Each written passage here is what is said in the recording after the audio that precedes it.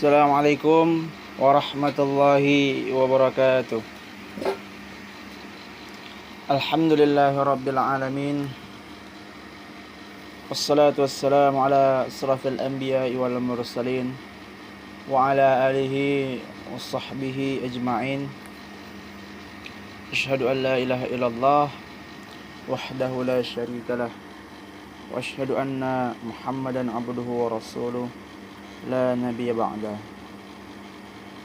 Puji syukur kita panjatkan kehadirat Allah Subhanahu wa taala, yang dimana pada kali ini kita masih diberikan kesempatan Allah Subhanahu wa taala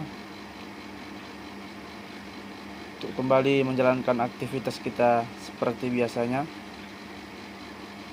Dan juga salawat serta salam tetap tercurah limpahkan kepada baginda Muhammad sallallahu alaihi wasallam, yang dimana beliau telah mengiring dan membawa umatnya daripada alam kejahiliaan menuju pada alam yang penuh dengan ilmu pengetahuan seperti yang kita rasakan pada saat ini.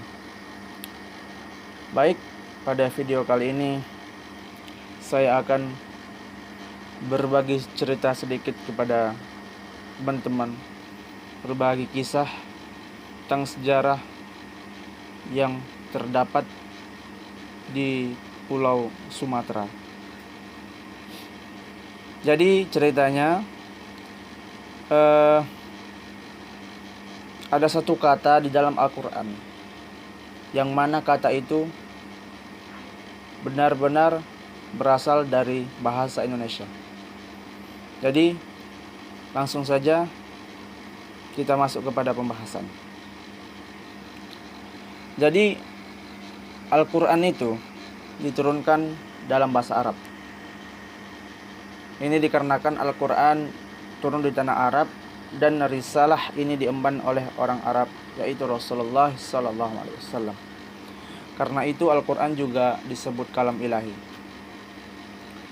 Nah, namun siapa sangka ternyata ada kata di dalam Al-Quran yang merupakan bahasa serapan dari bahasa Indonesia.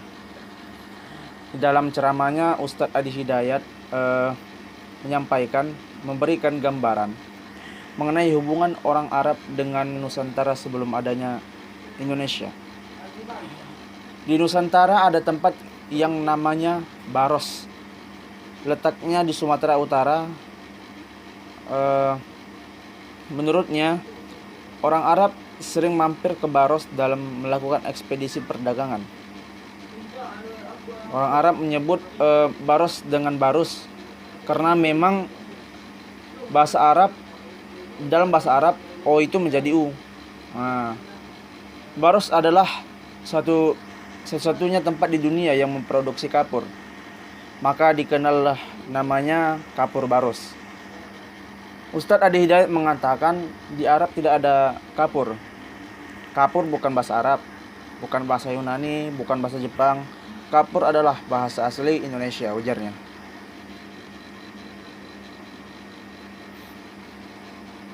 Kapur adalah bahasa asli Indonesia. Karena ada hubungan perdagangan, pedagang Arab menyebarluaskan kapur di wilayahnya. Jadilah kata kapur diserap ke bahasa Arab. Maka kapur jadi bahasa Arab dengan tulisan kafur. Ketika Nabi Muhammad SAW mulai mengemban risalah kenabian, maka hubungannya bukan lagi hubungan perdagangan. Hubungan yang terjalin berubah menjadi hubungan keislaman. Di antara sekian banyak ayat Al-Quran, ada satu kalimat Al-Quran yang mengabadikan hubungan Haramain dengan Nusantara, yaitu terletak pada surat Al-Insan ayat 5. Kita bisa cek dalam Al-Quran.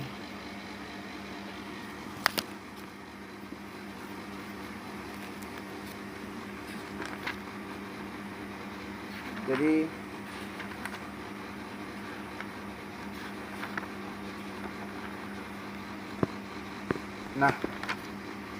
dalam ayat 5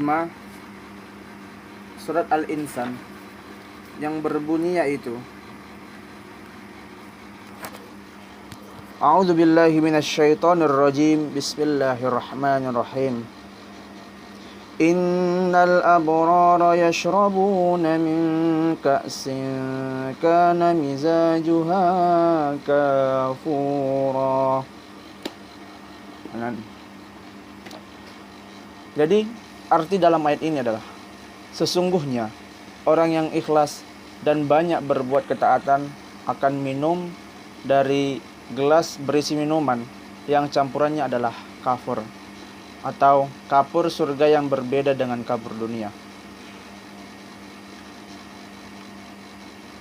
Menurutnya bahasa Melayu juga memperkaya bahasa Arab, setidaknya melalui terminologi kafur.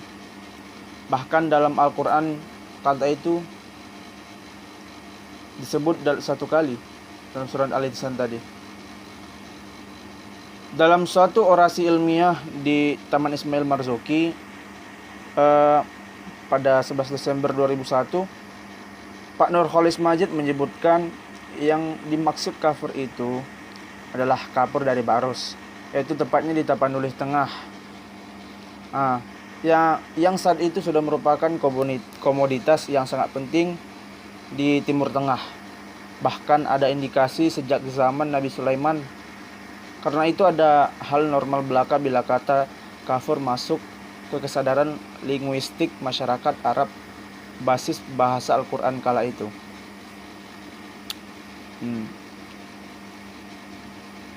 Jadi Kota Barus sebagai kota emporium dan pusat peradaban pada abad 1 sampai 17 Masehi, dan disebut juga dengan nama lain yaitu Fansur.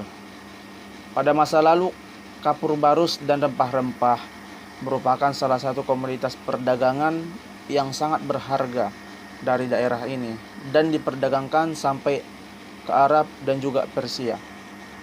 Kapur barus sangat harum dan menjadi bahan utama dalam pengobatan di daerah Arab dan juga Persia. Bahkan di negara kita sering dipakai biasanya masukkan dalam lemari agar lemari itu tidak masuk kecoa atau masuk tikus. Nah, itu sebagai pengawet dari lemari. Dan juga kehebatan kapur ini menjalar ke seluruh dunia dan mengakibatkan dia diburu dan mengakibatkan harganya semakin tinggi. Nah, eksplorasi yang berlebihan dari kapur barus ini mengakibatkan tidak ada lagi regenerasi dari pohon yang berusia lama ini. Saat ini sangat susah menemui pohon kapur barus. Kalaupun ada, umurnya masih belum mencapai usia memproduksi bubuk yang ada di tengah batang pohon. Di Kota Tua Barus menjadi salah satu tujuan wisata bagi para peneliti arkeologi Islam, baik dari dalam negeri dan dari luar negeri, khususnya di Lobo Tua, di mana peneliti Perancis dan Indonesia melakukan eksplorasi arkeologi. Jadi teman-teman, memang yang saya sampaikan bukanlah sebuah ceramah, tapi paling tidak kita mengangkat sebuah sejarah dari Indonesia yang mana itu tidak boleh kita lupakan sama sekali. Karena ini sangat berhubungan erat dengan sejarah masuk Islamnya ke Indonesia, itu melalui Tapanuli Tengah, tepatnya di Kota Barus. Jadi ingatlah kata-kata dari Bung Karno, pemimpin kita yang pertama, itu jas merah, jangan sekali-sekali lupakan sejarah. Jadi pada kesempatan ini saya sengaja mengangkat sebuah tema, yaitu